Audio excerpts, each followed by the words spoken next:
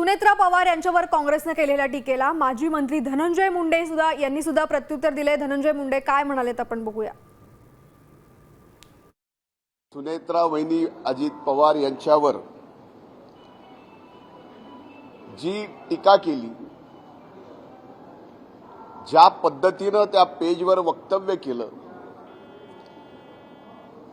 ते वक्तव्य काँग्रेसच्या मनात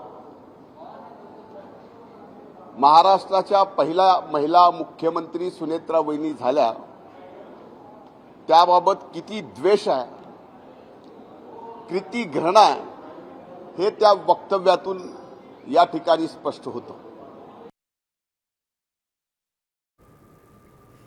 तर काँग्रेसने मनातला द्वेष समोर आणलाय असं धनंजय मुंडे म्हणतात। अतिशय दुःख पचवून जनतेची सेवा करतायत सुनेत्रा पवार, मात्र काँग्रेसने त्यांच्या मनामधला असं वक्तव्य करून हे पोस्ट करून त्यांच्या मनातला द्वेष समोर आणलाय असं धनंजय मुंडे म्हणतात।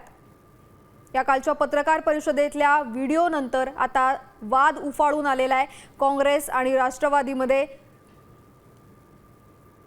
हर्षवर्धन सपकाळ यांनी टीकेला स्पष्टीकरण देताना उपमुख्यमंत्र्यापदावरील व्यक्तीला इतका शांतपणा न बोलणं शोभा देत नसल्याचं आपल्या टीकेचं समर्थन केलेलं आहे। तर काँग्रेसच्या मनातला द्वेष समोर आला असं धनंजय मुंडे म्हणतात।